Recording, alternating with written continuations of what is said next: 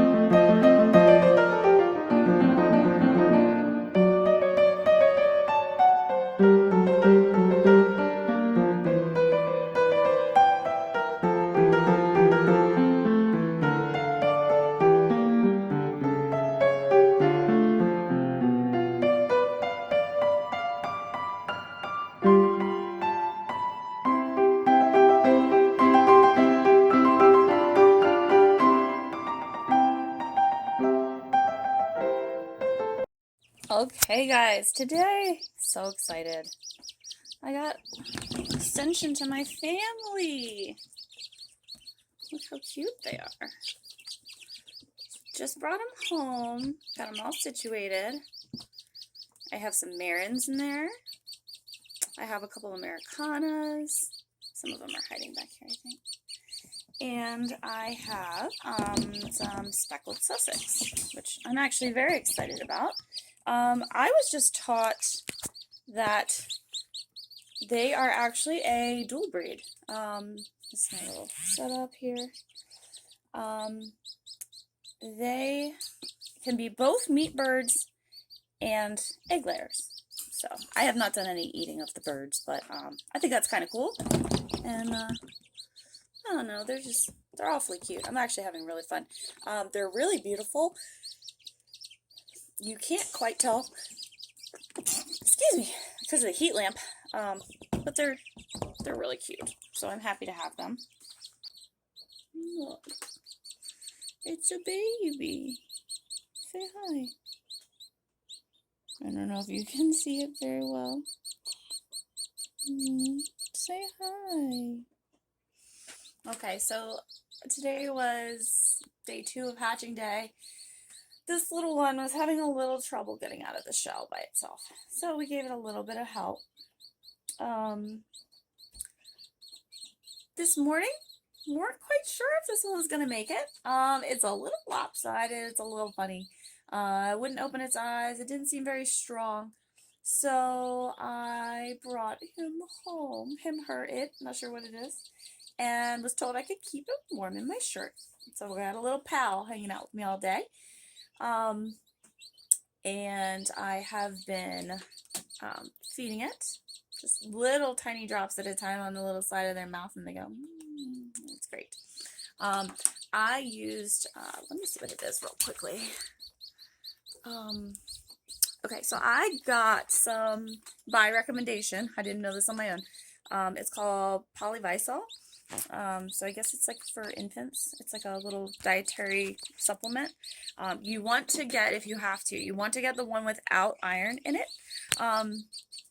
So that's what we did, and I'm trying to get a little bit more hydration and whatnot back into this little one. Although I will say we've had great progress so far. We got little poopies, that's good. And the eyes are opening now, and it's starting to get a little wiggly and feisty in there. So I think I'm just hoping and praying this little one makes it. I think the 24-hour mark is kind of a big thing for these little guys. So as I showed you earlier, the other chicks that I have are 2 weeks old. So I'm going to think about integrating them in a couple weeks. Once all their feathers come in, they get a little bigger. When I do integrate them with the rest of the flock, I like to do it at dusk. If you do it at dusk, they kind of all wake up the next morning and they're like, oh, some new faces. Hi, how are you? So it works a little better. All of those are females, so we shouldn't have any problems. We just have our 2 roosters and add some more girls. They should be very happy. So with this one, I'm just going to kind of give it some tender loving care and see what I can do. I don't want to name it yet, but stay tuned. If we make it to tomorrow, I will gladly be accepting names. But it's pretty fascinating, the whole process. I mean, this one was just born this morning. And I have been taking this class with this wonderful woman, Marianne. She knows everything there is to know about chicks and eggs, the whole process. And even on this one, I have a picture that I'm going to show you guys. He's got this little tiny spot on the end of his beak, and it's called an egg tooth. How cute. They only have it for so long until it falls off. So it's made specifically to get them out of the egg.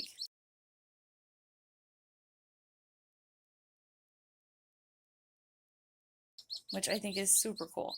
Also, I didn't realize, and she taught me a lot of this, is that there is a little air layer in the top of that egg.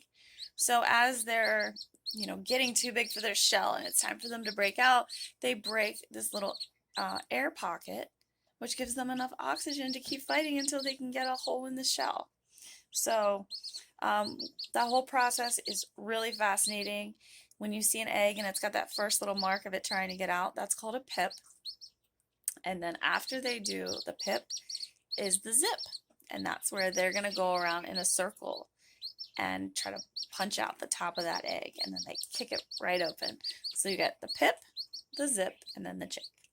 So this has been a phenomenal process. I have learned so much more than I ever knew about these little guys. And they're pretty hardy. Like they got a little fight in them. So I'm really happy to have my little extension of the family over there. I think they're going to be super fun. And I already see one that has some beautiful green legs.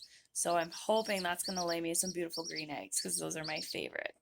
So, and that was another tip that I learned from her.